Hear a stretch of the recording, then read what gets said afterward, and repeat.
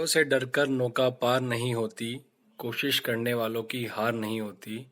नमस्कार साथियों, मैं अतुल भारत। आज कक्षा 7 की हिंदी की पाठ्य पुस्तक ध्रुवा का 13वां अध्याय नृत्यांगना सुधा चंद्रन के बारे में आज हम पढ़ेंगे। ये एक सच्ची घटना पे आधारित एक जीवनी है, एक कहानी है कि उन्होंने अपने किस तरीके से संघर्ष किया और बिना एक पाँव के होते हुए भी इतनी बड़ी नृत्यांगना बनी, इतनी बड़ी डांसर बनी। तो ये अपने आप में एक बहुत ही मोटिवेशनल, एक प्रेरणादायक कहानी है और इसी तरीके से हम अपने जीवन में बहुत सारी चीज़ें सीख सकते हैं। तो आइए हम शुरुआत करते हैं। नृत्यांगना सुधा चंद्रन, आपने इनको पहले भी कभी देखा होगा टीवी पे, कई सारे कार्यक्रमों में या किसी टीवी सीरियल में इनको ज़रूर देखा होगा। इनका नाम बहुत फेमस है, लेकिन हम सिर्फ देखते हैं कि ये बहुत अच्छे दिखते हैं पर्दे पे, एक्टिंग करते हैं, डांस करते हैं, लेकिन सच्चाई जो है वो बहुत ही अलग होती है। पर्दे के पीछे जो सच होता है वो ये है कि इन्होंने बहुत संघर्ष किया है और इनके जीवन में बहुत सारी कठिनाइयों के बाद इन्होंने ये सफलता प्राप्त करी है। तो शुरू करते हैं। जीवन के किसी भी क्षेत्र में शिखर तक पहुंचने के लिए दृढ़ इच्छा शक्ति और कठिन परिश्रम की आवश्यकता पड़ती है। कई लोग ऐसे भी हुए हैं जिन्होंने शारीरिक अक्षमता के बावजूद संघर्ष किया है और लक्ष्य प्राप्त किया है। ऐसा ही एक नाम है सुधा चंद्रन। पैर खराब होने के बावजूद वह चोटी की नृत्यांगना बनी। सुधा चंद्रन की माता श्रीमती थंगम एवं पिता श्री के डी चंद्रन की हार्दिक इच्छा थी कि उनकी पुत्री राष्ट्रीय ख्याति की नृत्यांगना बने। इसलिए चंद्रन दंपत्ति ने सुधा को 5 वर्ष की अल्पायु, छोटी सी आयु में मुंबई के प्रसिद्ध नृत्य विद्यालय कला सदन में प्रवेश दिलवाया।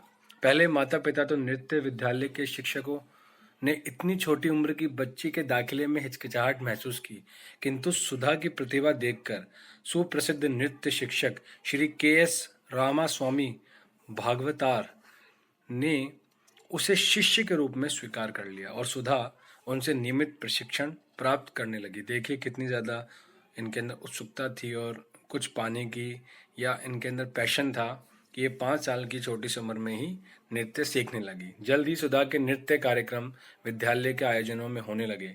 नृत्य के साथ साथ अध्ययन में भी सुधा ने अपनी प्रतिभा दिखाई, लेकिन सुधा के स्वप्नों की इंद्रधनुषी दुनिया में एकाएक 2 मई 1981 को अंधेरा छा गया। 2 मई को तिरुचिरापल्ली से मद्रास जाते समय उनकी बस दुर्घटना हो गई। इस दुर्घटना में सुधा के बाएं पांव की एड़ी टूट गई और दायां पांव बुरी तरह जख्मी हो गया।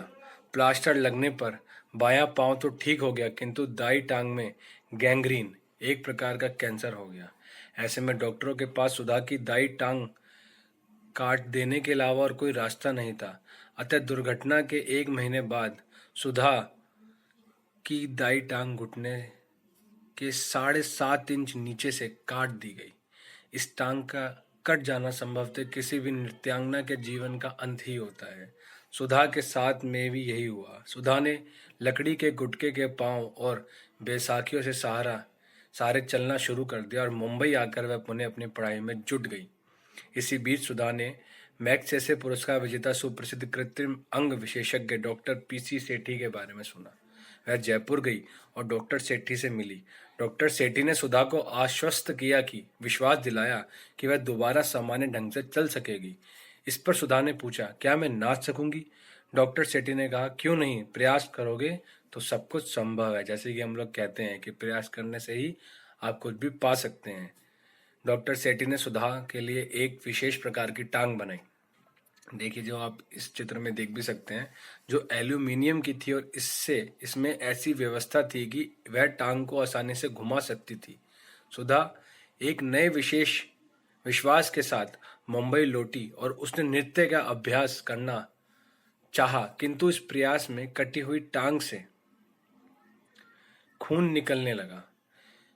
कोई भी सामान्य व्यक्ति इस तरह की घटना के बाद दोबारा नाचने की हिम्मत कतई नहीं करता, किंतु सुधा साधारण मिट्टी की नहीं बनी थी। जल्दी ही उसने अपनी निराशा पर काबू प्राप्त किया और अपने नृत्य प्रशिक्षक को साथ लेकर डॉक्टर सेठी से पुणे मिली। डॉक्टर सेठी ने सुधा के नृत्य प्रशिक्षक से नृत्य हेतु पांव की विभिन्न मुद्राओं को गंभीरता से देखा परखा और एक नई टांग बनवाई। जो नृत्य की विशेष जरूरतों को ध्यान में रखकर बनाई गई थी। टांग लगाते समय डॉक्टर सेठी ने सुधा से कहा, मैं जो कुछ कर सकता था मैंने कर दिया, अब तुम्हारी बारी है। सुधा ने पुनः नृत्य का अभ्यास प्रारंभ किया। शुरुआत बहुत अच्छी नहीं रही। कटे हुए पांव के टूटे ठूंठ से खून रिसने लगा, किंतु सुधा ने कड़ा अभ्यास जारी रखा। कठिन अभ्यास से सुधा जल्द ही सामान्य नृत्य मुद्राओं को प्रदर्शित करने में सफल हो गई। 28 जनवरी 1984 को मुंबई के साउथ इंडियन वेलफेयर सोसाइटी के हॉल में एक अन्य नृत्यांगना प्रीति के साथ सुधा ने दोबारा नृत्य के सार्वजनिक प्रदर्शन का आमंत्रण स्वीकार कर लिया।